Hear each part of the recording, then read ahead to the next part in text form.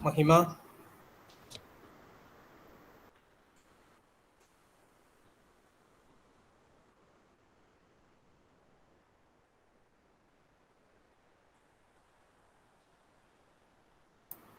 महिमा श्रूयते वा? श्रूयते वा? इदानीं श्रूयते। आरम्भं कुर्मः। अहं महिमा। सर्वेभ्यः मम विनीतनमस्कारः। श्रीशङ्कराचार्य संस्कृतसर्वकलाशालायाः कोयिलाण्डी प्रादेशिककेन्द्रीय वेदान्तविभागेन इण्टर्प्रिटेशन्स् आफ् वेदान्त इण्टर्डिसिप्लिनरी अप्रोच् इत्यस्मिन् विषये आयोजिते त्रिदिनात्मकदेशीय अन्तर्जालप्रस्तुतेः द्वितीयदिनमेव अद्यतनप्रथमसत्रः वेदान्तनयनिरूपणे न्यायनयानाम् उपादेयता इत्यस्मिन् विषये प्रचलति। विषये अस्मिन् प्रबन्धावतरणं निर्वहति डॉक्टर पुष्करदेव पूजारी महाभागाः कालिकट् आदर्श संस्कृत विद्यापीठे वेदांत विषये सहायक आचार्यरूपेण कार्यं कुर्वन्ति। संस्कृतपण्डितो अयं महाभागाः बेंगलूर देशस्थ वेदविज्ञानगुरुकुलात् भारतीयदर्शनविज्ञानं सम्प्रदायरीत्या स्वायत्तीकृतवन्तः। विविध विषयेषु अनेकाः प्रबन्धाः महोदयेन लिखितम् अवतारितं च। Doctor KS. महेश्वराचार्यात् अद्वैत वेदान्तम् अधीतवान् पुष्कर महाभागाः। तस्मै महोदयाय हार्दिकं स्वागतं व्याहरामि। अनन्तरम् अस्मिन् कार्यक्रमस्य मुख्यसंयोजकः भवति डॉक्टर टी.एस. निषाद महाभागाः। तस्मै महोदयाय स्वागतं व्याहरामि। अद्यतन कार्यक्रमे कृतज्ञताभाषणं करोति कुमारी अश्वती। तस्याः कृते स्वागतं व्याहरामि। एवम् अत्र आगतवद्भ्यः सर्वेभ्यः अध्यापकेभ्यः छात्रेभ्यश्च स्वागतम् उक्त्वा प्रबन्धावतरणार्थं पुष्कर महाभागम् आमन्त्र्य विरमामि। धन्यवादः। आचार्य नमस्ते। मम ध्वनिः श्रूयते वा? आचार्य श्रूयते सम्यक्। श्रीगुरुभ्यो नमः। वन्दे गुरुं शिवं साम्बं दक्षिणामूर्तिमव्ययं यद्वन्दनेन मन्दोऽपि विन्देद् गुरुसमानताम्। सरस्वतीं च तां नौमि वागधिष्ठातृदेवतां। देवत्वं प्रतिपद्यन्ते यदनुग्रहतो जनाः। श्रीगुरुभ्यो नमः। त्रिदिवसीय राष्ट्रीय संगोष्ठ्यां अद्य मया वेदान्तनयनिरूपणे न्यायनयानाम् उपादेयता इति विषयम् अधिकृत्य यथाशक्ति सरलया भाषया यथा कालञ्च निरूपणं चिकीर्षितम् अस्ति।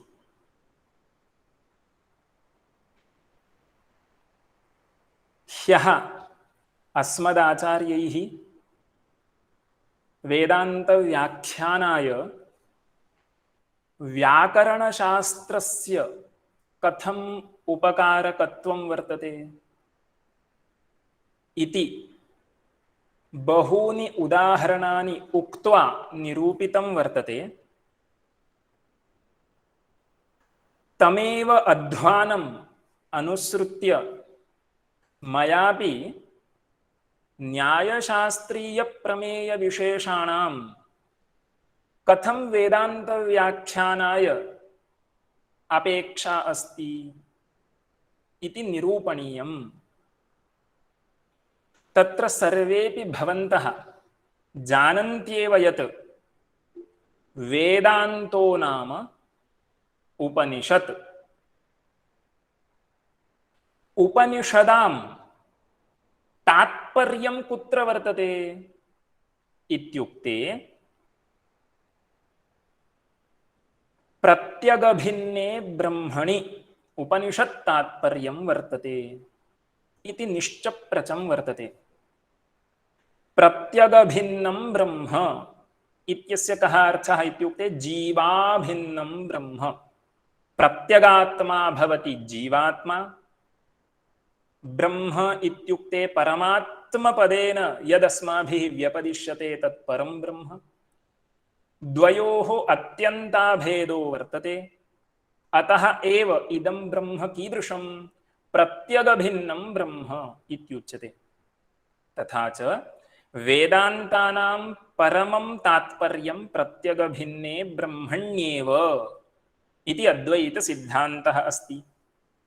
किन्तु एतदुपपादनं केन कर्तुं शक्यते इत्युक्ते पदवाक्यप्रमाणज्ञेन आचार्येण इदं कर्तुं शक्यते। अतएव वेदान्तव्याख्यानाय प्रमाणशास्त्रज्ञानं सुतराम् अपेक्षितम्। पदशास्त्रं भवति व्याकरणशास्त्रं, वाक्यशास्त्रं भवति मीमांसाशास्त्रं, प्रमाणशास्त्रम् इत्युक्ते न्यायशास्त्रं, तर्कशास्त्रम् इत्यर्थः। यस्मिन् शास्त्रे प्राधान्येन प्रमाणानां स्वरूपं चिन्तितं वर्तते तच्छास्त्रं प्रमाणशास्त्रम्। तथा च वेदान्तव्याख्यानाय वेदान्तानां तात्पर्यं निरूपयितुं प्रमाणशास्त्रज्ञानम् अपेक्षितम्। यः तर्कशास्त्रं न जानाति तेन उपनिषदाम् उचितं सांप्रदायिकं व्याख्यानं कर्तुं न शक्यते इति स्थितिः। सर्वेपि वयं जानीमः, श्रीमच्छङ्करभगवत्पादाः प्रस्थानत्रयस्य भाष्यं प्रणिन्युः इति।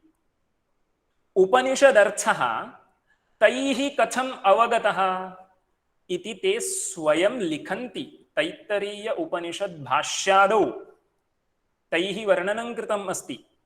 यैरिमे गुरुभिः पूर्वं पदवाक्यप्रमाणतः व्याख्याताः सर्ववेदान्तास्तान्नित्यं प्रणतोऽस्म्यहम् इति। यैः गुरुभिः पदवाक्यप्रमाणतः वेदान्ताः व्याख्याताः तान् अहं नित्यं प्रणतः अस्मि इति भगवत्पादैः उच्यते। किंच ईक्षत्यधिकरणभाष्ये एतादृशं भगवत्पादवचनं वर्तते। तत्र पदवाक्यप्रमाणज्ञेन आचार्येण वेदान्तवाक्यानां ब्रह्मावगतिपरत्वदर्शनाय वाक्याभास युक्त्याभास प्रतिपत्तयः पूर्वपक्षीकृत्य निराक्रियन्ते इति। एवञ्च वेदांत सिद्धांत निरूपणार्थम् अस्ति उपयोगः न्यायनयस्य। तत्र तावत् संदिग्धश्रुत्यर्थ निर्णयाय मानांतर विरोध परिहाराय प्रक्रियायाः अनायासेन निरूपणाय स्वमत परिशुद्धये च अपेक्षितान् न्यायशास्त्रीय प्रमेय विशेषान् अभ्युपगच्छामः वयम्। किन्तु येन अंशेन न्यायस्मृतिः श्रुति विरुद्धा भवति सः अंशः अस्माभिः त्यज्यते। भवन्तः जानीयुः, समवायाख्यः सम्बन्धः अस्माभिः नाङ्गीक्रियते। यतो हि ब्रह्म व्यतिरिक्तस्य कस्यापि नित्यत्वं न अभ्युपगच्छामः वयम्। नैयायिकैस्तावत् आत्मनः द्वैविध्यमुच्यते, तदपि वयं न अभ्युपगच्छामः। अतः अस्मदीय प्रक्रिया निरूपणार्थं यावान् न्यायशास्त्रीयः अंशः अपेक्षितः सः अस्माभिः उपादीयते। यत्र तु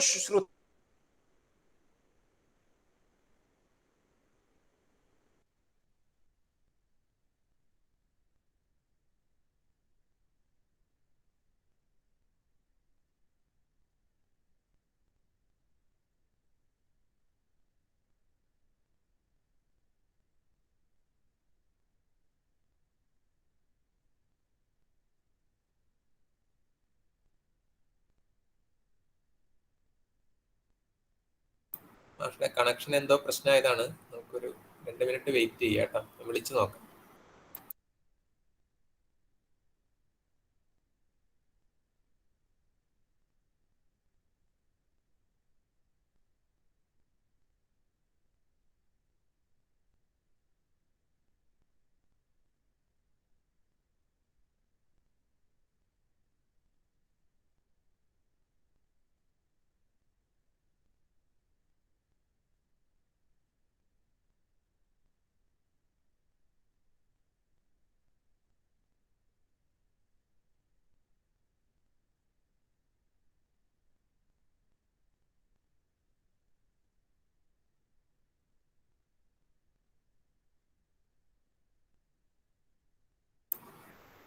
മാഷിന്റെ കറണ്ട് പോയതാണ്, ഇപ്പൊ തന്നെ ജോയിൻ ചെയ്യും. കറണ്ട് വന്നിട്ടുണ്ട്.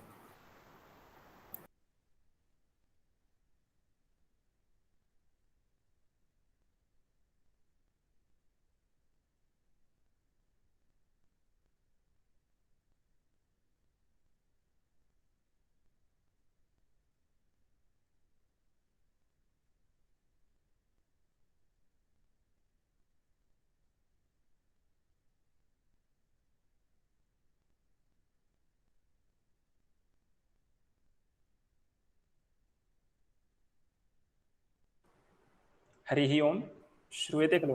आचार्य श्रूयते। एवं, क्षम्यतां, तत्र करेण्ट् गच्छति चेत् एकवारं वैफै गच्छति, अतः मध्ये स्थगनं भवति। अनुवर्तनं करोमि, प्रकृतम् अनुसरामः।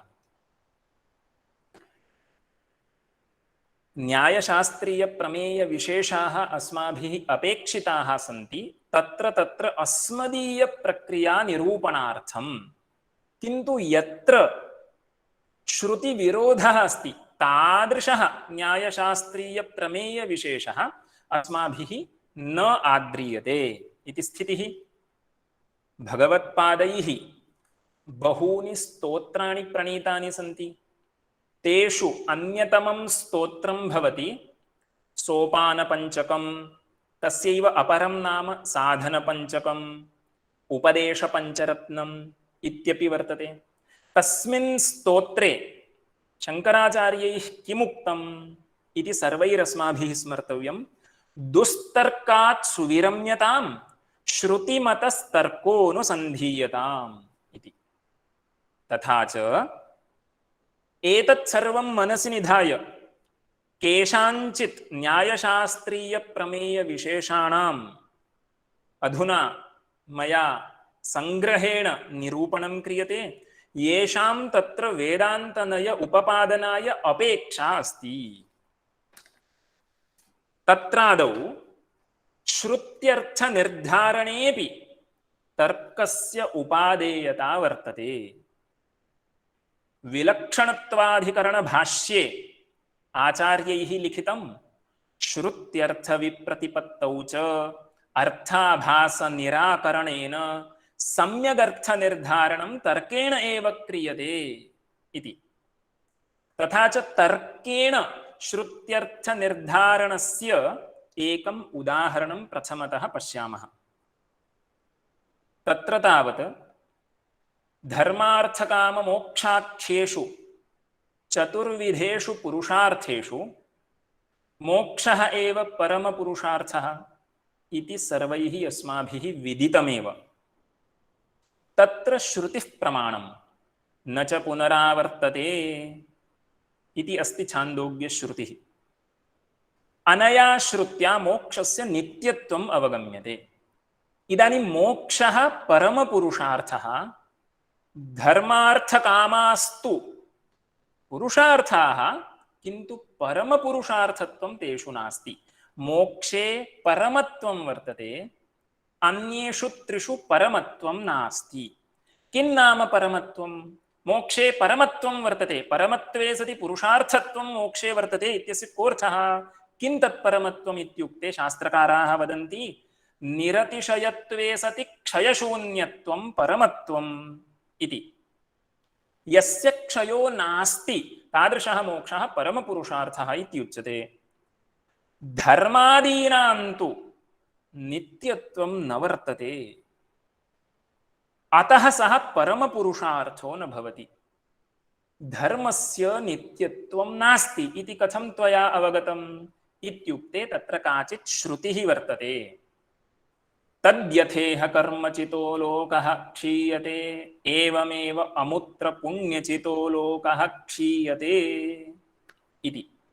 यथा अस्मिन् लोके कर्मजन्यस्य फलस्य अनित्यत्वं वर्तते एवमेव पुण्यजन्यं यत् फलं वर्तते आमुष्मिकं तदपि अनित्यं वर्तते इति अनया श्रुत्या उच्यते।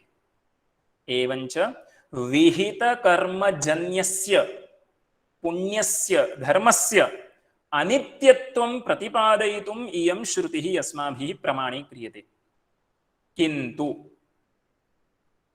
अन्यत्र तादृशी श्रुतिः उपलभ्यते यया श्रुत्या धर्मादेः अपि नित्यत्वम् उच्यते। तथा हि अक्षय्यं हवै चातुर्मास्य याजिनः सुकृतं भवति इति एका श्रुतिः।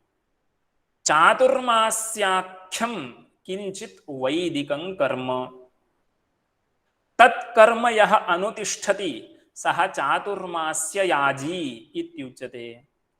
तस्य पुरुषस्य यत् सुकृतं पुण्यं तत् कीदृशं वर्तते? अक्षय्यं वर्तते इति श्रुत्या उक्तम्। तस्य पुण्यस्य विनाशो नास्ति, ध्वंसो नास्ति। तर्हि चातुर्मास्य यागं यः कृतवान् तेन यत् फलं प्राप्यते तन् नित्यं फलम् इति अनया श्रुत्या बोध्यते। एवमेव अन्यापि श्रुतिरस्ति। अपाम सोमम् अमृता अभूम इति। सोमं पीत्वा अमृतत्वम् अस्माभिः प्राप्तम् इति श्रुतेरर्थः। अनया श्रुत्या अपि कर्मजन्यफलस्य नित्यत्वं बोध्यते। पश्यन्तु इदानीं किं जातमस्ति इत्युक्ते तद्यथेह कर्मचितो लोकः क्षीयते एवमेव अमुत्र पुण्यचितो लोकः क्षीयते इति अनया श्रुत्या कर्मफलस्य अनित्यत्वम् उपपाद्यते। अक्षय्यं हवै चातुर्मास्य याजिनः सुकृतं भवति इति अनया श्रुत्या कर्मफलस्य नित्यत्वं बोध्यते। तर्हि अत्र श्रुत्योः परस्परं विरोधः आयाति। विरोधः आयाति चेत् तत्परिहारार्थं शास्त्रकारैः यत्नो विधेयः। किमत्र क्रियतां? श्रुतिद्वय विरोधः कथं वा परिहरणीयः इत्युक्ते एतादृश प्रसंगे विरोध परिहारार्थं तर्कः आदर्तव्यः इति शास्त्रीयः संप्रदायः। श्रुतिद्वय विरोधे न्याय सहकृत श्रुतेः प्राबल्यम्, अपरायाः श्रुतेः अन्यथा नयनं कर्तव्यम् इति मर्यादा। पश्यन्तु, न्याय सहकृत श्रुतिः तद्रहित श्रुतिः अनयोः परस्परं विरोधः अस्ति चेत् कस्य प्राबल्यं? न्याय सहकृत श्रुतेः प्राबल्यं, तद्भिन्न श्रुतेः दौर्बल्यं भवति इति आशयः। कथम् इति पश्यामः। तत्र तावत् यत् कृतकं तत् अनित्यम् इति एकः नियमः, एका व्याप्तिः वर्तते। यत्र यत्र जन्यत्वं तत्र तत्र ध्वंस प्रतियोगित्वं भवत्येव इति वयं सर्वेपि जानीमः। अयमेकः नियमः, व्याप्तिरित्युच्यते। एवञ्च कर्मफलस्य उत्पद्यमानत्वम् अस्ति न वा, तस्मिन् जन्यत्वम् अस्ति न वा, कर्मफलं जायते न वा इत्युक्ते जायते इति स्थितिः। तर्हि कर्मफलस्य उत्पद्यमानत्वादेव हेतोः अनित्यत्वं स्यात्। अयञ्च तर्कः, अयं नियमः तद्यथेह कर्मचितो लोकः क्षीयते एवमेव पुण्यचितो लोकः क्षीयते इत्यस्याः श्रुतेः अनुग्राहको वर्तते। तस्मात् किं जातम्? इयं या श्रुतिः सा न्याय सहकृत श्रुतिः जाता। तर्हि इयम् अक्षय्यं हवै चातुर्मास्य याजिनः सुकृतं भवति इति श्रुत्यपेक्षया प्रबला भवति।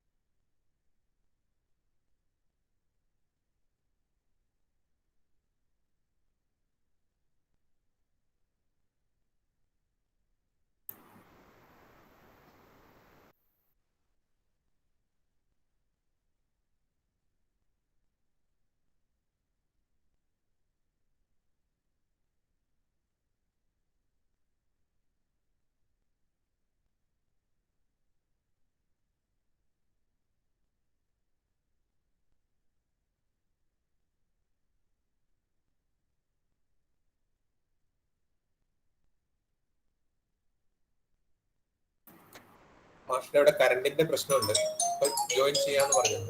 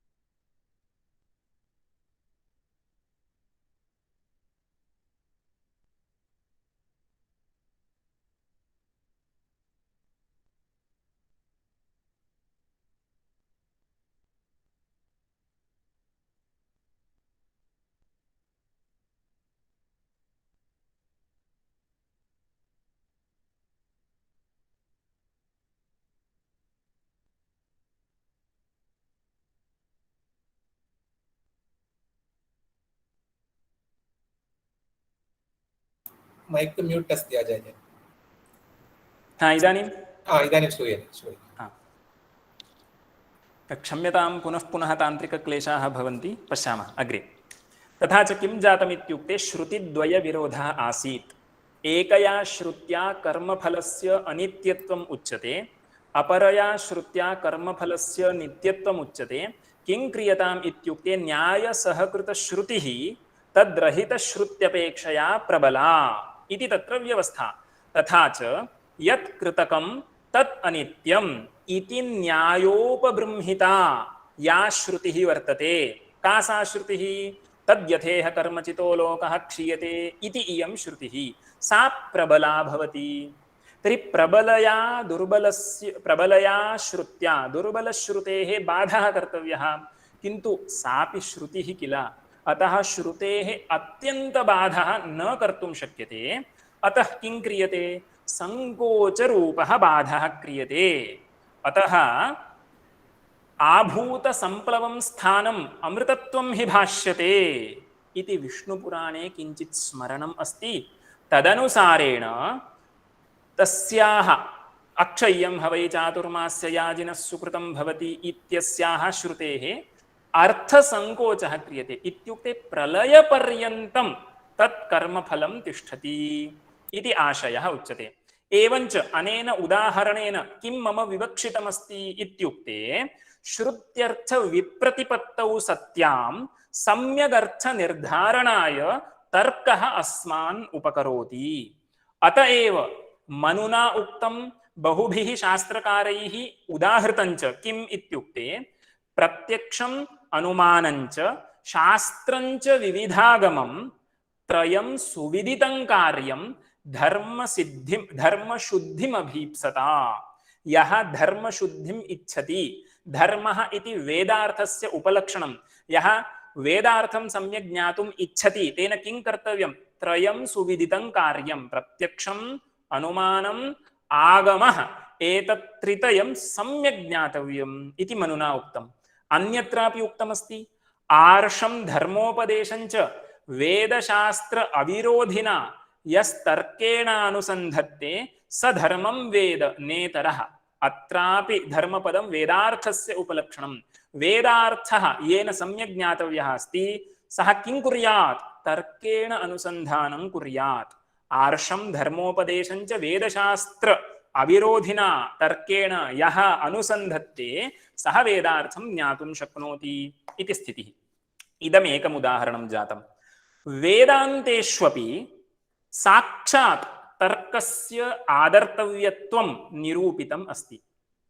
तथा हि बृहदारण्यकोपनिषदि श्रूयते तस्मात् ब्राह्मणः पाण्डित्यं निर्विद्य बाल्येन तिष्ठासेत् बाल्यञ्च पाण्डित्यञ्च निर्विद्य अथ मुनिः इति।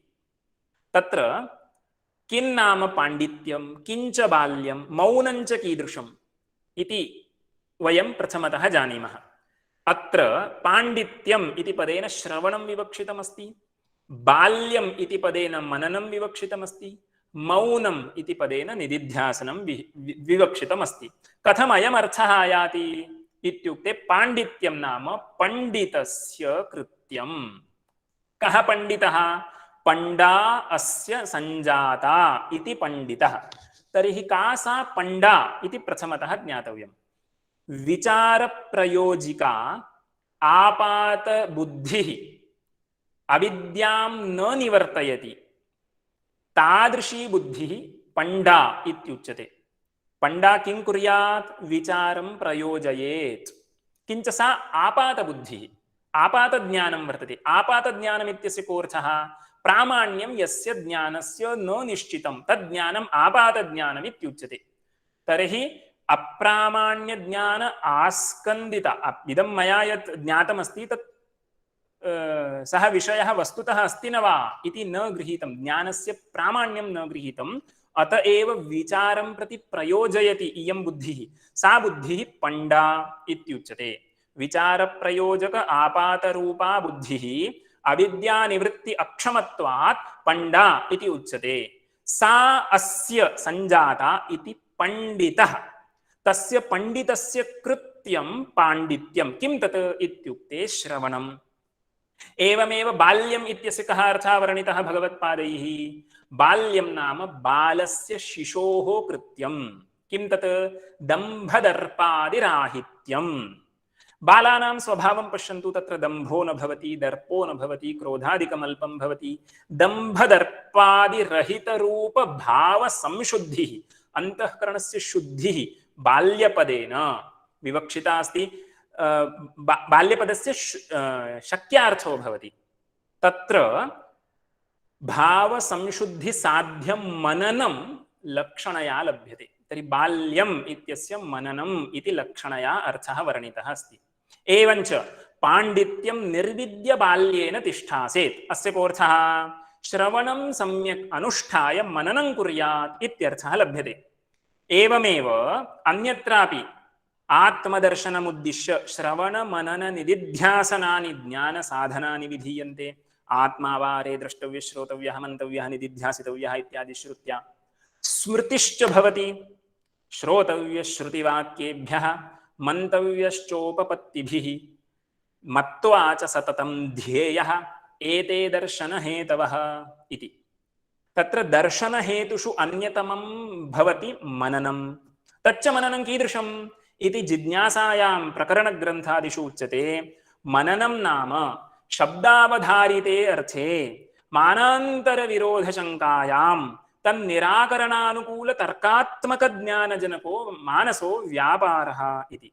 एवञ्च श्रुत्या स्मृत्या च आत्मदर्शनहेतुत्वेन तर्कात्मकमननस्य आदेयत्वम् उपादेयत्वं दर्शितमस्ति। अत एव शारीरकमीमांसा शास्त्रस्य समग्रोऽपि द्वितीयः अध्यायः मानान्तरविरोधनिरासाय आरब्धः भगवता बादरायणेन। तस्मात् अविरोधाध्यायः इति तस्य यत् नाम तदपि अन्वर्थनाम भवति। अपि च परमहंस परिव्राजकाचार्याः मधुसूदन सरस्वती स्वामिपादाः अपि स्वीयायाम् अद्वैतसिद्धौ आदौ किं निरूपयन्ति इत्युक्ते तत्र अद्वैतसिद्धेः द्वैतमिथ्यात्वसिद्धिपूर्वकत्वाद्वैतमिथ्यात्वमेव प्रथमम् उपपादनीयम्। उपपादनं च स्वपक्षसाधनपरपक्षनिराकरणाभ्यां भवति। तदुभयं वादजल्पवितण्डानामन्यतमां कथामाश्रित्य सम्पादनीयम् इति वदन्ति।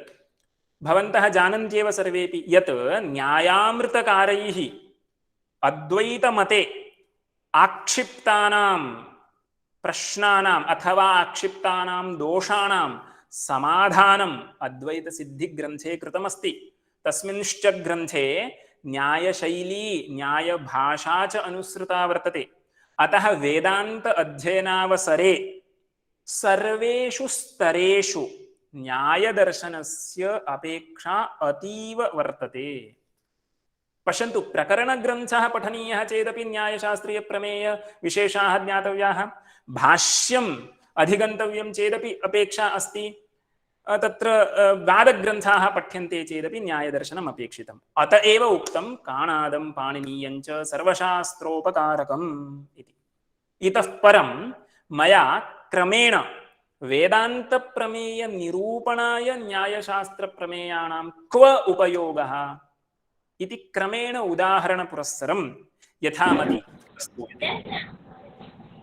तत्र यद्यपि अद्वैतसिद्धान्ते ब्रह्मसत्यं जगन्मिथ्या जीवो ब्रह्मैव नापरः इति अस्ति, तथापि व्यवहारोपपादनाय काश्चन प्रक्रियाः कल्पिताः सन्ति।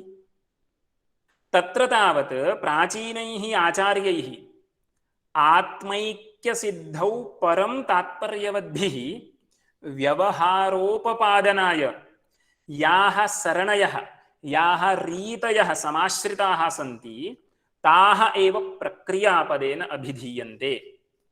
तत्र प्रक्रियानिरूपणावसरे न्यायशास्त्रीयप्रमेयाणां दृष्टान्तत्वेन बहुत्र उपादानं क्रियते आचार्यैः। तद्यथा एकं स्थलं प्रथमतः पश्यामः। जीवैकत्वनानात्वविचारः इति एकं प्रसिद्धं स्थलम् अस्ति। जीवः एको वा जीवानां नानात्वमस्ति वा इति तत्र चिन्तनीयं। तत्र नानाजीववादे बन्धमुक्तिव्यवस्था कथम् इति एकः प्रश्नः। नानाजीववादः इत्युक्ते यस्मिन् वादे अनेके नानाजीवाः अङ्गीकृताः तस्मिन् वादे नानाजीववादे बन्धमुक्तिव्यवस्था इत्थं प्रतिपाद्यते कैश्चित्। चैतन्यस्य अज्ञानसम्बन्धः बन्धः, चैतन्यस्य अज्ञान असम्बन्धः मोक्षः इत्युक्ते उपाधिभेदेन नाना चैतन्यानि सन्ति। यस्य चैतन्यस्य अज्ञानसम्बन्धः अस्ति सः बद्धः इत्युच्यते। यस्य तु चैतन्यस्य अज्ञानसम्बन्धो नास्ति सः मुक्तः इत्युच्यते। अज्ञानं तावदेकमेव। अतः अज्ञानस्य नाशो जातः इति नैव वक्तव्यम्।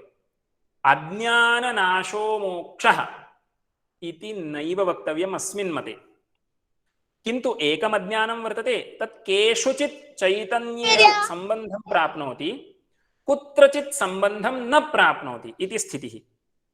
तत् कथं निरूपणीयं? विद्यमानमपि अज्ञानं केनचित् चैतन्येन सह सम्बध्यते, अपरेण तु न सम्बध्यते, इदं कथम् उपपादनीयम् इत्युक्ते तत्र न्यायशास्त्रीयः दृष्टान्तः एकः उपादीयते। सः कथं वर्तते इत्युक्ते भूतले घटो नास्ति इति प्रतीतिसाक्षिकः घटात्यन्ताभावः भूतले वर्तते। पश्यन्तु, तादृशमेकं भूतलं यत्र घटो नास्ति तत्र दृष्ट्वा अस्माभिः प्रत्यक्षेण वा अनुपलब्धिप्रमाणेन वा अवगन्तुं शक्यते इह भूतले घटो नास्ति इति। एतादृशप्रतीतिसाक्षिकः घटात्यन्ताभावः भूतले वर्तते। अयं यः घटात्यन्ताभावः वर्तते सः त्रैकालिकः वर्तते इति नैयायिकैः अभ्युपगतम्। तर्हि सः घटात्यन्ताभावः भूतले सर्वदा वर्तते। किन्तु कश्चित् पुरुषः यदि अन्यस्मात् प्रदेशात् घटमेकमानीय भूतले स्थापयति तदानीम् अस्माकं प्रश्नः, सः घटात्यन्ताभावः त्रैकालिकः खलु अभ्युपगतः, इदानीं तु घटानयनानन्तरं भूतले घटो नास्ति इति प्रतीतिः प्रामाणिकी स्याद्वा? सः घटात्यन्ताभावः सार्वधिकः सर्वदा वर्तमानः क्व गतः अस्ति न वा तत्र भूतले इत्युक्ते तत्र नैयायिकाः किं वदन्ति इति पश्यन्तु। घटात्यन्ताभावस्य भूतले वृत्तौ घटसंयोग अभावः नियामकः इति वदन्ति। इदं किञ्चित् विस्तरेण उपपादयामि। घटात्यन्ताभावः त्रैकालिकः सर्वदा भूतले वर्तते एव, किन्तु यदा अन्यः कश्चित् घटः आनीयते तदानीं भूतले घटो नास्ति इति प्रतीतिः भवति वा? न भवति। किन्तु भूतले घटः अस्ति इत्येव प्रतीतिः भवति। तर्हि अत्र किं जातम् इत्युक्ते नैयायिकाः वदन्ति, यदा घटसंयोगः अस्ति तदानीं विद्यमानोऽपि घटात्यन्ताभावः भूतलेन सह न संसृज्यते। यदि घटसंयोगो नास्ति तदानीं सः भूतलेन सह संसृज्यते। तर्हि भूतलेन सह घटात्यन्ताभावस्य सम्बन्धः कदा? घटसंयोगः नास्ति चेत्। घटसंयोगः अस्ति चेत् घटात्यन्ताभावस्य भूतलेन सह सम्बन्धो नास्ति इति नैयायिकैः इत्युक्ते नैयायिक एकदेशिभिः इदमुक्तमस्ति। घटात्यन्ताभावस्य भूतले वृत्तौ घटसंयोग अभावः नियामकः। तथा हि घटात्यन्ताभावः अनेकेषु प्रदेशेषु संसृष्टः वर्तते। क्वचित् प्रदेशे यदा घटसंयोगः जायते तत्प्रदेशे घटात्यन्ताभावः विद्यमानोऽपि भूतलेन सह न संसृज्यते। यत्र तु सः संसृज्यते तत्र इह घटो नास्ति इति प्रतीतिः भवत्येव। एवञ्च घटात्यन्ताभावस्य भूतले वृत्तौ घटसंयोगस्य अभावः नियामकः। तस्यैव भूतले अवृत्तौ घटसंयोगः नियामकः। इदानीम् अयं दृष्टान्तः। अनेन दृष्टान्तेन वेदान्तिनां कथम् उपयोगः इति अस्माभिः दार्ष्टान्तिकसमन्वयावसरे ज्ञातव्यम्। अस्माकं प्रश्नः आसीत् खलु, विद्यमानमपि अज्ञानं कदाचित् केनचित् चैतन्येन सह संसृज्यते, केनचित् चैतन्येन सह न संसृज्यते। तत् कथम् इति प्रश्नः आसीत्। उत्तरम् अत्र आगतमस्ति। विद्यमानोऽपि घटात्यन्ताभावः घटसंयोगदशायां भूतलेन सह न संसृज्यते, घटसंयोग अभावदशायां भूतलेन सह संसृज्यते इति स्थितिः। तद्वत् प्रकृते किम् इत्युक्ते अज्ञानं कदा चैतन्ये भवति? तत्र किं नियामकम्? अज्ञानस्य चैतन्ये वृत्तौ मनः नियामकम् इति वदामः। मनोवत्सु चैतन्यप्रदेशेषु संसृज्यते अज्ञानम्। यदा तु जीवोपाधेः अन्तःकरणस्य मनसः ब्रह्मसाक्षात्कारोत्पत्त्या नाशो भवति, तर्हि किं? मनः तत्र नास्ति। मनसः निवृत्तौ अज्ञानं तदवच्छेदेन चैतन्यसंसृष्टं न भवति। अन्यत्र तु यथा पूर्वम् अनुवर्तते इति स्थितिः। घटसंयोगः अस्ति चेत् घटात्यन्ताभावो न भवति, घटसंयोगः नास्ति चेत् घटात्यन्ताभावो भवति इति यथा दृष्टान्तः, तद्वत् प्रकृते किम्? अज्ञानस्य चैतन्यसंसर्गः कदा? मनः अस्ति चेत्। मनः यदि नष्टं, ब्रह्मसाक्षात्कारेण मनः यदि नष्टं, तर्हि अज्ञानसंसर्गः तत्र न भवति इति स्थितिः। अज्ञानसंसर्ग असंसर्गौ एव बन्धमोक्षौ। एवं यदि व्याख्यानं क्रियते तर्हि भिद्यते हृदयग्रन्थिः इत्यादि श्रुतेः अनुग्रहः भवति। मन एव मनुष्याणां कारणं बन्धमोक्षयोः इत्यादि स्मृतिः अपि प्रमाणीकर्तुं शक्यते। अतः एतादृशस्थले न्यायशास्त्रीयदृष्टान्तेन बन्धमुक्तिव्यवस्थाम् उपपादयन्ति केचिदाचार्याः इति एकं स्थलम्। अन्यदेकम् उदाहरणं पश्यामः। नानाजीववादे बन्धमुक्तिव्यवस्थोपपादनाय अन्यैः कैश्चिदाचार्यैः प्रतिजीवम् अविद्याभेदः अङ्गीकृतः। पश्यन्तु, पूर्वस्मिन् मते एकमेव अज्ञानं, तत् कदाचित् चैतन्येन सह संसृज्यते, कदाचित् न संसृज्यते। तत्र किं कारणम् इत्युक्ते मनः अस्ति चेत् संसृज्यते, मनः नास्ति चेत् न संसृज्यते इति जातम्। एकम् अज्ञानम् इति पक्षः आसीत्। इदानीं नानाजीववादे एव बन्धमुक्तिव्यवस्थोपपादनाय अन्यैः आचार्यैः कैश्चित् प्रतिजीवम् अविद्याभेदः अङ्गीकृतः। इदानीम् एकम् अज्ञानमिति नास्ति, नाना अज्ञानानि सन्ति इति स्थले इदं चिन्तनं। तथा च यावन्तः जीवाः तावत्यः अविद्याः सन्ति अस्मिन् पक्षे। तर्हि पश्यन्तु, यस्य जीवस्य ब्रह्मज्ञानेन अविद्या निवृत्ता सः मुक्तः इत्युच्यते। यस्य तु अविद्या यथापूर्वम् अनुवर्तते सः बद्धः इत्युच्यते। एवञ्च प्रतिजीवम् अविद्याभेदम् अभ्युपगम्य तन्निवृत्ति अनुवृत्तिभ्यां बन्धमुक्तिव्यवस्थाम् उपपादयन्ति केचिदाचार्याः। किन्तु अत्र अन्यादृशः एकः प्रश्नः अस्ति। कः प्रश्नः इत्युक्ते, अविद्यायाः यदि नानात्वम् अङ्गीक्रियते, अविद्यायाः नानात्वे कस्य जीवस्य अविद्यया अयं प्रपञ्चः आरब्धः अस्ति इति एकः प्रश्नः भवति। अज्ञानमेकं चेत् तदज्ञानोपादानकः अयं प्रपञ्चः इति वक्तुं शक्यते। किन्तु इदानीं यावन्तः जीवाः तावत्यः अविद्याः सन्ति खलु, तर्हि कस्य जीवस्य अविद्यया अयं प्रपञ्चः आरब्धः इति प्रश्नो भवति। तत्र उत्तरत्वेन कैश्चित् किमुच्यते इत्युक्ते, यथा पश्यन्तु, न्यायशास्त्रीयदृष्टान्तः अत्र अस्ति।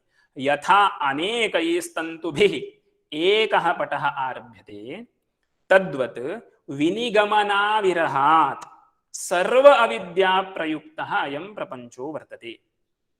तत्र पटस्थले यथा एकस्य तन्तोः नाशे तच्छाधारणपटस्य नाशः भवति, विद्यमानैः तन्त्वन्तरैः पटान्तरस्य उत्पत्तिः भवति, यथा तद्वत् एकस्य जीवस्य मुक्तौ तदीय अविद्यानाशे सति तच्छाधारण प्रपञ्चस्य नाशो भवति, इतराभिः अविद्याभिः प्रपञ्चान्तरम् उत्पाद्यते इति केचित् वदन्ति। अन्ये तु आचार्याः किं वदन्ति इत्युक्ते, तत्तदविद्याकृतः वियदादिप्रपञ्चः प्रतिपुरुषं भिन्नः एव।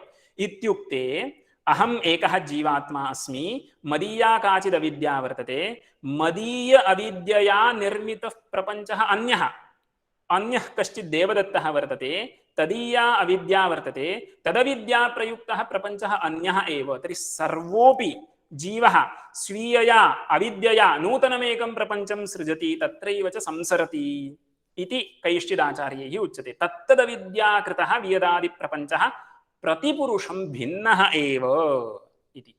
इदं कथम् उपपादयितुं शक्यते इत्युक्ते, पुनरपि न्यायशास्त्रीयं दृष्टान्तम् अत्र आनयन्ति। अत्यन्तं सरलः दृष्टान्तः वर्तते। पश्यन्तु, मम पुरतः घटद्वयं स्थापितमस्ति इति चिन्त्यताम्। तत्र यदा मम इन्द्रियसन्निकर्षो भवति तदानीं द्वौ घटौ इति मम ज्ञानं जायते। द्वित्वं संख्या तत्र मम प्रकारतया भासते। द्वित्वप्रकारकज्ञानमिदं, द्वौ घटौ इति ज्ञानम् उत्पन्नम्। अन्यः अपि कश्चित् घटद्वयं पश्यति, तस्यापि द्वौ घटौ इति ज्ञानम् उत्पन्नं, द्वित्वप्रकारकज्ञानं तत्। इयं या द्वित्वसंख्या वर्तते, पश्यन्तु, मया अपि द्वित्वसंख्या गृहीता, अन्येनापि द्वित्वसंख्या गृहीता वर्तते। किन्तु नैयायिकानां मते का स्थितिः इति पश्यन्तु, द्वित्वादिकं तु सर्वत्र अनित्यमेव इति वदन्ति। एकत्वं नित्यगतं नित्यम्, अनित्यगतम् अनित्यं, द्वित्वादिकं तु सर्वत्र अनित्यमेव इति वदन्ति। तर्हि द्वित्वस्य द्वित्वरूपसंख्यायाः यदि अनित्यत्वम् अङ्गीक्रियते, तर्हि तस्य उत्पत्तिरपि अङ्गीकर्तव्या। तत्र नैयायिकाः किं वदन्ति? द्वित्वम् उत्पद्यते। कथम् उत्पद्यते इत्युक्ते ते वदन्ति द्वित्वम् अपेक्षाबुद्धिजन्यम् इति वदन्ति। द्वित्वम् अपेक्षाबुद्धिजन्यम् इति तेषाम् अभिप्रायः अस्ति। का सा अपेक्षाबुद्धिः? अयमेकः अयमेकः अयमेकः इति अनेक एकत्वबुद्धिः या सा अपेक्षाबुद्धिः इत्यभिधीयते। सा अपेक्षाबुद्धिः यस्मिन्नात्मनि समवायसम्बन्धेन वर्तते तस्यैव पुरोवर्तिद्रव्येषु द्वित्वादिकं जनयति। इत्युक्ते मया यत् घटद्वये द्वित्वं दृष्टं तद् मदीय अपेक्षाबुद्धिजन्यं द्वित्वम्। अन्येन पुरुषेण यत् द्वित्वं तत्र दृश्यते तत् द्वित्वं तदीय अपेक्षाबुद्धिजन्यं वर्तते। तर्हि मया यद् द्वित्वं दृष्टं तदन्यत्, तेन पुरुषेण यद् द्वित्वं दृष्टं तदन्यत् इति स्थितिः। पश्यन्तु, अनेन अस्माकं कः लाभः? तत्तदीय अपेक्षा बुद्धिजन्यं द्वित्वं यथा प्रतिपुरुषं भिन्नं वर्तते तद्वत् तत्तदीय अविद्याकृतः वियदादि प्रपञ्चः अपि प्रतिपुरुषं भिन्नः वर्तते इति। अत्र अन्यदपि एकम् उदाहरणं वक्तुं शक्यते। तत्तद् अज्ञानकृतं प्रातिभासिकं शुक्तिरूप्यादिकं यथा प्रतिपुरुषं भिन्नं वर्तते तद्वत् तत्तदीय अविद्या प्रयुक्तः व्यावहारिकः प्रपञ्चः अपि प्रतिपुरुषं भिन्नः वर्तते। एवञ्च बहुत्र पश्यन्तु, मया इमानि उदाहरणानि किमर्थम् उच्यमानानि सन्ति इत्युक्ते बहुत्र प्रक्रियोपपादनाय न्यायशास्त्रम् अस्माभिः दृष्टान्तत्वेन उपादीयते इति। पश्यन्तु, इतोप्येकं स्थलं पश्यामः। तत्र अद्वैतिभिस्तावत् विलक्षणा काचित् ज्ञानोत्पत्ति प्रक्रिया अभ्युपगम्यते इति प्रायः सर्वैः एतावता ज्ञातमेव स्यात्। परिभाषादिषु पङ्क्तिः इत्थं भवति, तत्र यथा तडादोदकं छिद्रान् निर्गत्य कुल्यात्मना केदारान् प्रविश्य तद्वदेव चतुष्कोणाद्याकारं भवति, एवमेव तैजसमन्तःकरणं चक्षुरादिद्वारा बहिर्निर्गत्य घटादिविषयाकारेण परिणमते, स एव परिणामः वृत्तिरित्युच्यते इति। इयञ्च अंतःकरणवृत्तिः या वर्तते सा यदा चैतन्यस्य प्रतिबिम्बं गृह्णाति तदानीं तादृशवृत्त्युपरक्तं चैतन्यम् अथवा वृत्तिप्रतिबिम्बितं चैतन्यं जन्यज्ञानम् इति व्यवह्रियते। एतादृशी काचित् विलक्षणा प्रत्यक्षज्ञानोत्पत्ति प्रक्रिया अद्वैतिभिः अङ्गीकृता वर्तते। तत्र किञ्चित् इतोपि चिन्तनीयमस्ति। तत्र जीवस्तावत् स्वप्रकाशः वर्तते, अतएव ज्ञानस्वरूपः जीवः इति कृत्वैव सः स्वसम्बद्धं सर्वं भासयति। तर्हि जीवेन यदि घटादिविषयः प्रकाशनीयः तर्हि जीवस्य विषयेण सह कश्चित् सम्बन्धः भवेत्। जीवेन घटादिविषयः यदि प्रकाशनीयः तर्हि जीवस्य विषयेण सह कश्चित् सम्बन्धो भवेत्। सः सम्बन्धः वृत्त्या सम्पाद्यते इति किञ्चित् मतं वर्तते। वृत्त्या अपि जीवघटयोः कः सम्बन्धः सम्पाद्यते इति चेत् कैश्चिदुच्यते संयोगजसंयोगः इति। तथा हि संयोगः द्विविधः, कर्मजः संयोगजश्चेति। तत्र नैयायिकानाम् एकं मतं वर्तते, कारणाकारणसंयोगात् कार्याकार्यसंयोगो जायते इति नैयायिकमतम्। अस्य अर्थः किञ्चित् विस्तरेण वर्णनीयः अस्ति। उदाहरणमेकं स्वीक्रियते चेत् अवगन्तुं शक्येत। हस्तपुस्तकसंयोगात् कायपुस्तकसंयोगो भवति। हस्तः सर्वैः ज्ञायते, शरीरस्य अवयवः। हस्तपुस्तकसंयोगात् कायपदेन अत्र शरीरमेव कायपुस्तकसंयोगो जायते। अयं यः संयोगः सः संयोगजन्यः संयोगः संयोगजसंयोगः इत्युच्यते। नियमः कः? कारण अकारणसंयोगात् कार्य अकार्यसंयोगो जायते। इदं किं कारणं कार्यम् इत्यत्र किञ्चिदपि कन्फ्यूस् न भवितव्यम्। अत्यन्तं सरलः विषयः। उदाहरणं पश्यन्तु। हस्तपुस्तकसंयोगात् कायपुस्तकसंयोगो जायते। तत्र शरीरस्य समवायिकारणं भवति हस्तादयः अवयवाः।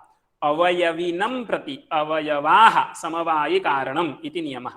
तर्हि शरीरस्य समवायिकारणं भवति हस्तपादादि अवयवाः। शरीरं तु हस्तादि कार्यं, कारणं हस्तः, कार्यं शरीरम् इति स्थितिः। पुस्तकं शरीरस्य कारणम् अपि न कार्यम् अपि न इति पश्यन्तु। शरीरं पुनः वदामि, हस्तः कारणं, शरीरं कार्यं। पुस्तकं शरीरस्य कारणमपि न, हस्तस्य कार्यमपि न। इदं विवक्षितं मम। तर्हि कारण अकारण संयोगात् हस्त पुस्तक संयोगात् कार्य अकार्य संयोगो जायते, शरीर पुस्तक संयोगो जायते इति स्थितिः। इदं नैयायिकैः उक्तं। पश्यन्तु, एतद्दृष्टान्तेन युक्तितौल्यात् विपरीतमपि वक्तुं शक्यते। कार्य अकार्य संयोगात् कारण अकारण संयोगो जायते इत्यपि उपपादयितुं शक्यते। इदम् अस्माभिः तत्र न्यायशास्त्रात् स्वीकर्तुं शक्यते। अतः जीव विषययोः संयोगः वक्तव्यः खलु, जीवस्य घटेन सह संयोगज संयोगः वक्तव्यः खलु, तत्र इयं प्रक्रिया अस्माभिः अनुस्रियते। पश्यन्तु, अंतःकरणादिकं प्रति जीवः उपादानकारणं भवति इति पक्षः इदानीम् अङ्गीक्रियते। अंतःकरणं प्रति जीवः उपादानकारणं चेत् जीवस्य कार्यं भवति वृत्तिः, जीवस्य कार्यं वृत्तिः।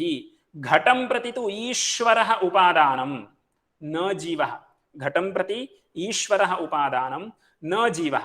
अतः घटः जीवस्य कार्यं न भवति।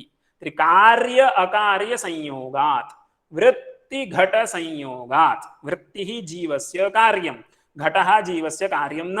त्रिकार्य अकार्य संयोगात् वृत्ति घट संयोगात् कारण अकारण संयोगो जायते, जीव घट संयोगो जायते इति प्रक्रिया अस्माभिः तत्र उच्यते। एवञ्च पश्यन्तु, नैयायिकोक्तरीत्या कारणाकारण संयोगात् कार्याकार्य संयोगवत् कार्याकार्य संयोगात् कारणाकारण संयोगोपि युक्तितौल्येन अभ्युपगन्तुं शक्यते। अतः जीवस्य विषयेण सह वृत्तिप्रयुक्तः संयोगज संयोगः भवति।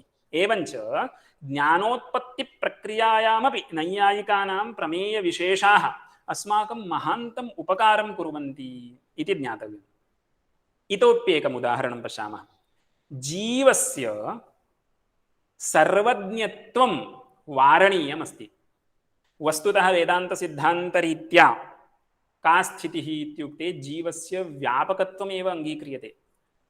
व्यापकत्वम् अङ्गीक्रियते, स्वप्रकाशत्वम् अङ्गीक्रियते चेत् किम् आयाति इत्युक्ते जीवस्य सर्वज्ञत्वम् आयाति। यतोहि स्वसम्बद्धं सर्वं भासयति।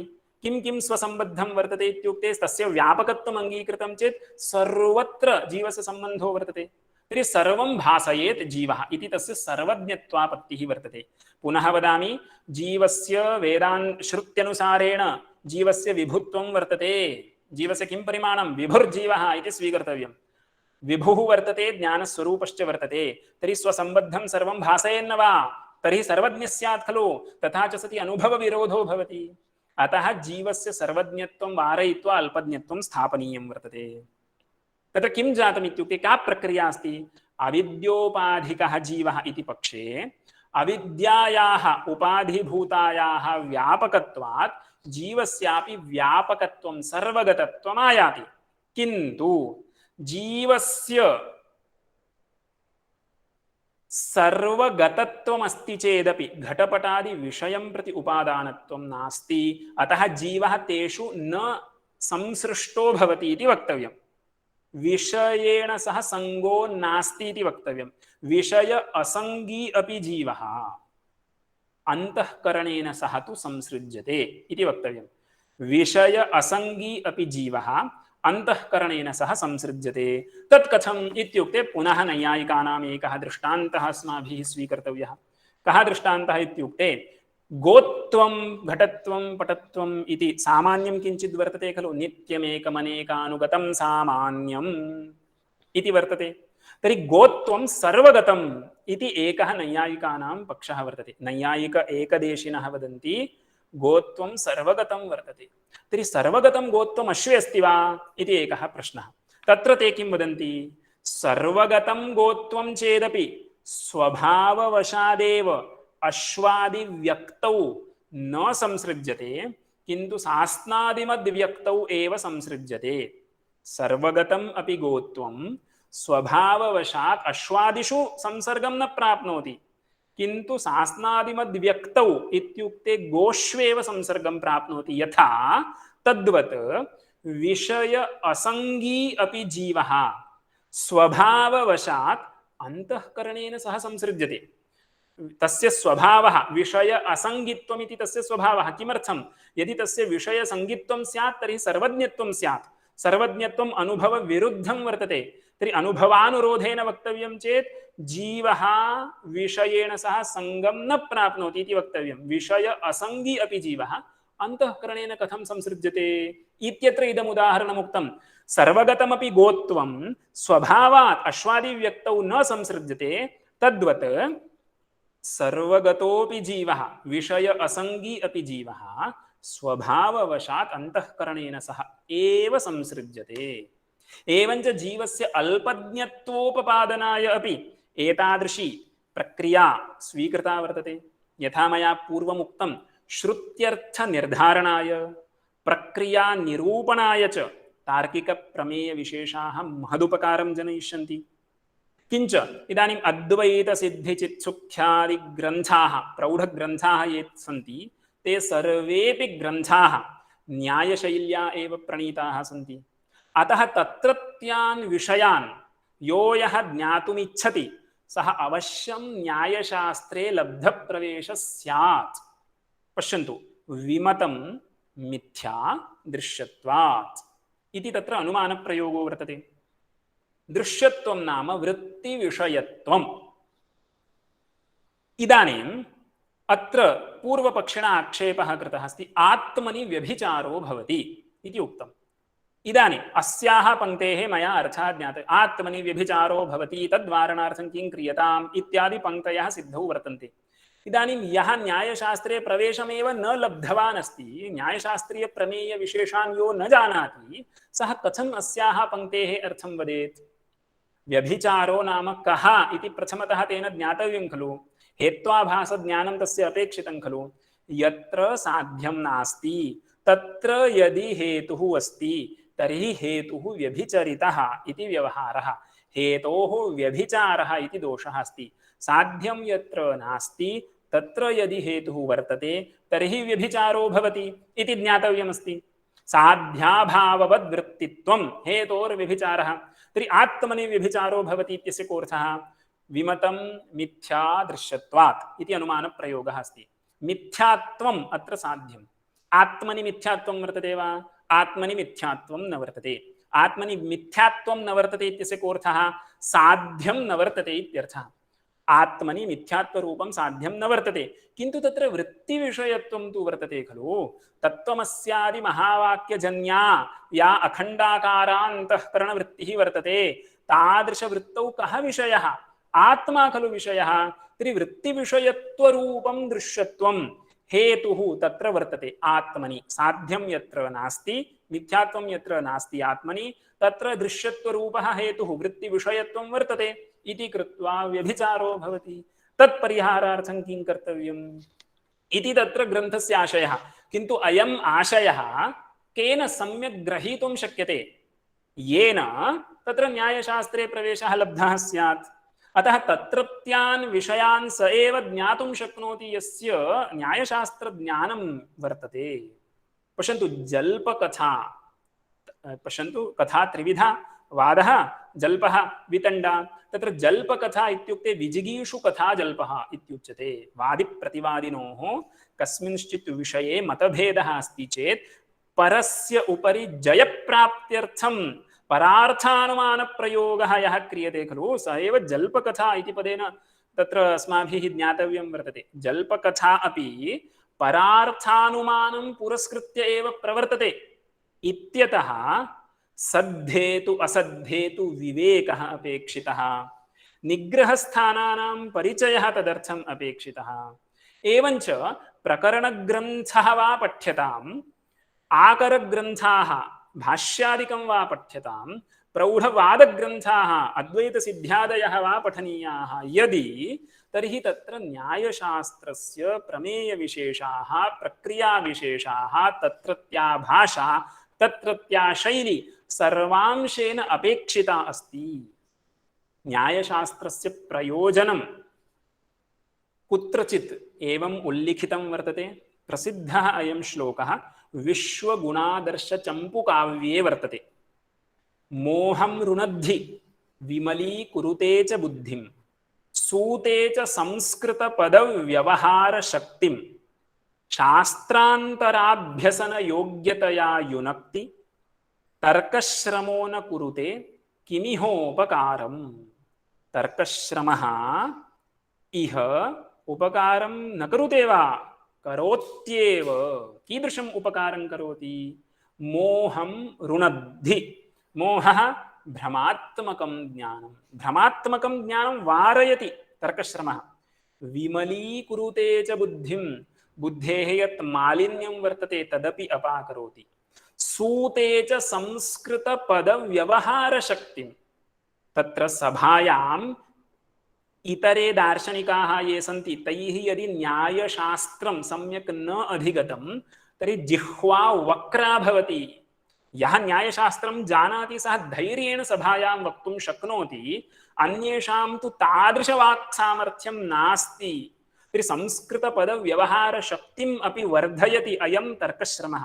किंच शास्त्रान्तराभ्यसनयोग्यतया युनक्ति। शास्त्रान्तरं येन पठनीयमस्ति तस्य काचित् योग्यता अपेक्षिता खलु। सा योग्यता कथं सम्पादयितुं शक्यते इत्युक्ते तदर्थं तर्कशास्त्रे श्रमः अपेक्षितः वर्तते। पश्यन्तु, वेदान्तशास्त्रं यद्वर्तते तत् उपेयशास्त्रं वर्तते। उपायशास्त्रं किम् इत्युक्ते पदशास्त्रं, वाक्यशास्त्रं, प्रमाणशास्त्रं चेति त्रीणि उपायभूतानि शास्त्राणि। भगवत्पादैः स्वयमेव उक्तम्, उपाये यत्नः कर्तव्यः न तु उपेये। वेदान्तदर्शनं तु उपेयदर्शनं वर्तते। उपायत्वेन किं वर्तते? न्यायशास्त्रं, व्याकरणशास्त्रं, मीमांसाशास्त्रं। तर्हि अस्माभिः शास्त्रान्तरं यद्यपि प्राधान्येन पठनीयं, वेदान्तछात्राः वयं यद्यपि, तथापि न्यायशास्त्रीयप्रमेयविशेषाः अवश्यं ज्ञातव्याः सन्ति। तर्कश्रमः न कुरुते किमिहोपकारम्। एवञ्च सर्वैः अस्माभिः छात्रैः सकलशास्त्रोपकारकस्य तर्कशास्त्रस्य अध्ययनं स्वमतिविमलतायै अवश्यं कर्तव्यम् इति उक्त्वा अत्र विचारान् प्रस्तोतुम् अवकाशं कल्पितवद्भ्यः सर्वेभ्यः विद्वद्भ्यः कृतज्ञतां विनिवेद्य विरमामि। यदि प्रश्नाः सन्ति तर्हि अवश्यं पृच्छन्तु इति च निवेदयामि। धन्यवादः आचार्यः। अतिसरलया छात्राणामपि अवबोधनक्षम रीत्या उक्तं। महत् विषयं भवति, क्लेशकरं विषयं भवति, तर्हि भवतः प्रस्तुतिः अति सरलम् इत्यतः छात्रान् प्रति निवेदयामि एतत् प्रबन्धप्रस्तुतिः पुनः पुनः श्रुत्वा अवगच्छेयुः इति। न, यदि प्रश्नाः सन्ति तर्हि मलयाळभाषायां पृच्छन्तु। भवन्तः अनुवादं कुर्वन्ति चेत् उत्तरं वक्तुं प्रयतिष्ये। അസ്തു അസ്തു ആചാര്യ. മാഷ് പറഞ്ഞ വിഷയങ്ങളിൽ സംശയങ്ങളുണ്ടെങ്കിൽ ചോദിക്കാം, മലയാളത്തിലും ചോദിക്കാം. വേദാന്തവും ന്യായവും തമ്മിലുള്ള ബന്ധം എങ്ങനെയാണ്, വേദാന്തം പഠിക്കുമ്പോൾ ന്യായദർശനത്തിന്റെ ഉപയോഗം എങ്ങനെയാണ് ഉണ്ടാകുന്നത്, പല സന്ദർഭങ്ങളെ ഉദാഹരിച്ചുകൊണ്ടാണ് മാഷത് പറഞ്ഞത്. ഇപ്പോൾ അദ്വൈത സിദ്ധി പഠിക്കുമ്പോൾ, പരിഭാഷ പഠിക്കുമ്പോൾ ഒക്കെ പലയിടങ്ങളിലും നമുക്ക് ന്യായദർശനത്തിന്റെ ഒരു നയം അല്ലെങ്കിൽ അവരുടെ പ്രമാണ വിചാര പദ്ധതി നമുക്ക് സ്വീകരിക്കേണ്ടതായിട്ട് വരുന്നുണ്ട്. അപ്പൊ അങ്ങനെയുള്ള ചില സന്ദർഭങ്ങളാണ് സൂചിപ്പിച്ചത്. പറഞ്ഞ കാര്യങ്ങളിലോ അതല്ലാത്ത മറ്റു വിഷയങ്ങളിലോ ന്യായദർശനവുമായിട്ട് ബന്ധപ്പെട്ടോ എന്ത് സംശയം ഉണ്ടെങ്കിലും ചോദിക്കാം.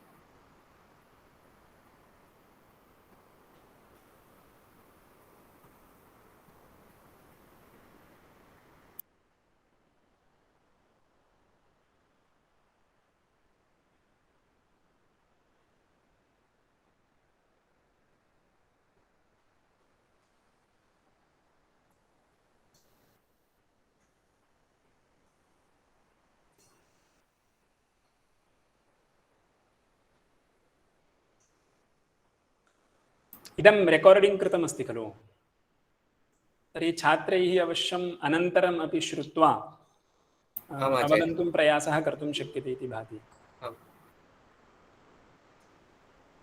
यूट्यूब् मध्ये प्रेषयति। एवम् एवम्।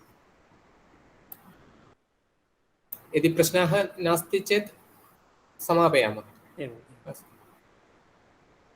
कृतज्ञता प्रकाशनार्थम् अश्वती महाभागाम् आमन्त्रये।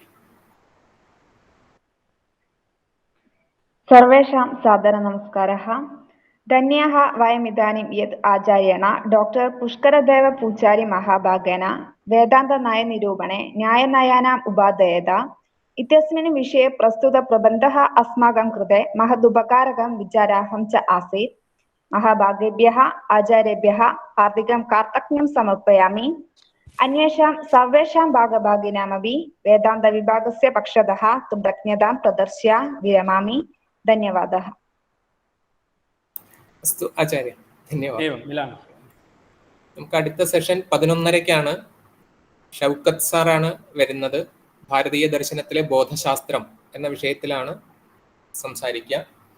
അപ്പോൾ 11:30-ക്ക് എല്ലാവരും മീറ്റിലുണ്ടാവണം. ശരി.